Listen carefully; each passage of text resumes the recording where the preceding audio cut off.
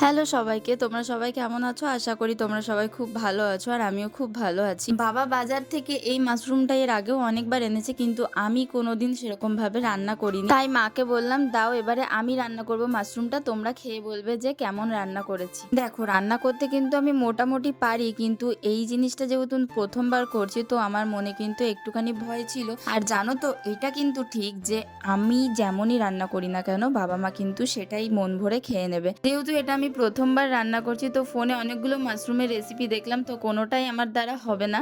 তো আমি আমার মতো করে রান্না করছি, তোমরা ভিডিওটা দেখতে থাকো, আশা করি তোমাদের সবার খুব ভালো লাগবে।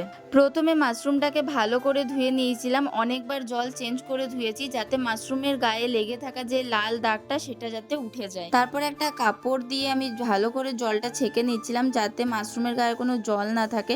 তোমাদের হাতে যদি টাইম থাকে তোমরা ফ্যানের তলায় দিয়ে দিলেও কিন্তু এটা শুকিয়ে যাবে। আমার হাতে যেহেতু টাইম ছিল না তার জন্য কিন্তু আমি এরকমভাবেই করেছি। তারপর মাশরুমের বোটার দিকটা একটুখানি কেটে ফেলে দেখো মাঝখান থেকে দুফালি করে দিয়েছি। আর এদিকে দেখো আমার মাশরুম কাটা রেডি হয়ে গেছে।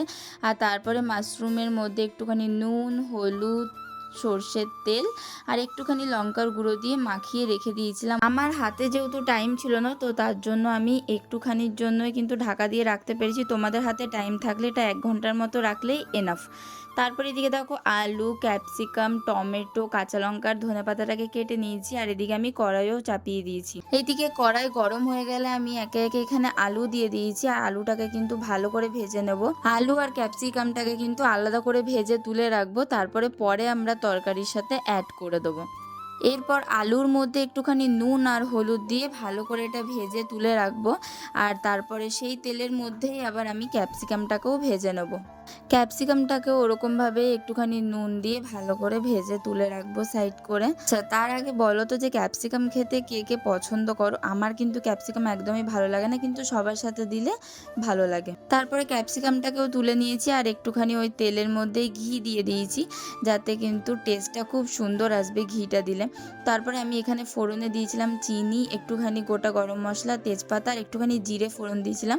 তারপরে এখানে একে একে আমি টমেটোগুলোকেও দিয়ে দিয়েছি। টমেটোটা দেওয়ার পর দিয়ে দিয়েছিলাম 3-4টে কাঁচা লঙ্কা। যে যেরকম ঝাল পছন্দ করে সে সেরকমভাবে দেবে। তো আমি এখানে যেহেতু ঝালটা পছন্দ করি তার জন্য 4-5টা দিয়েছিলাম। আর তারপরে এদিকে দেখো টমেটোটা গলা পর্যন্ত আমি এদিকে একটা মশলা তৈরি করে নিলাম, নুন, হলুদ, জিরে গুঁড়ো আর একটুখানি ধনে গুঁড়ো আর লঙ্কার গুঁড়ো দিয়ে। তো তারপরে টমেটোটা একটুখানি গলে গেলে আমি সেই মশলাটা দিয়ে দিলাম। তারপরে মশলা দিয়ে ভালো করে এটা নেড়ে নিতে হবে। মশলা থেকে যখন অল্প পরিমাণে তেল ছাড়তে শুরু করবে তখনই দিয়ে দিলাম সেই ম্যারিনেট করা মাশরুমটা। তো তারপরে দেখো এত সুন্দর দেখতে লাগছে।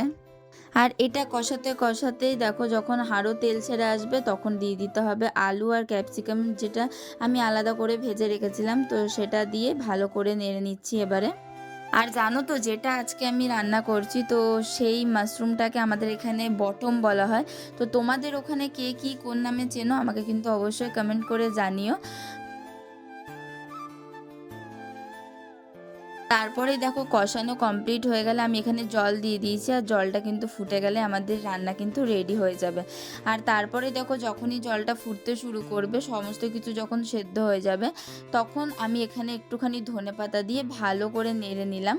যখনই একটু জলটা টেনে মাখো মাখো হয়ে যাবে তখনই কিন্তু নামিয়ে নিতে হবে। দেখো দেখতে কিন্তু খুব সুন্দর হয়েছে, লোভনীয়। তোমরাও একবার বাড়িতে এরকমভাবে এই মাশরুমটা রান্না করে দেখো, আশা করি তোমাদের সবার খুব ভালো লাগবে। এটার টেস্ট সত্যিই খুব সুন্দর হয়েছিল। আর তোমাদের যদি ভিডিওটা ভালো লেগে থাকে তো like, comment, share and subscribe করে দিও চ্যানেলটাকে। পরে আরও নতুন নতুন ভালো ভালো ভিডিও দেখার জন্য। চলো আজকের মতো এই পর্যন্ত, সবাই ভালো থেকো, টাটা।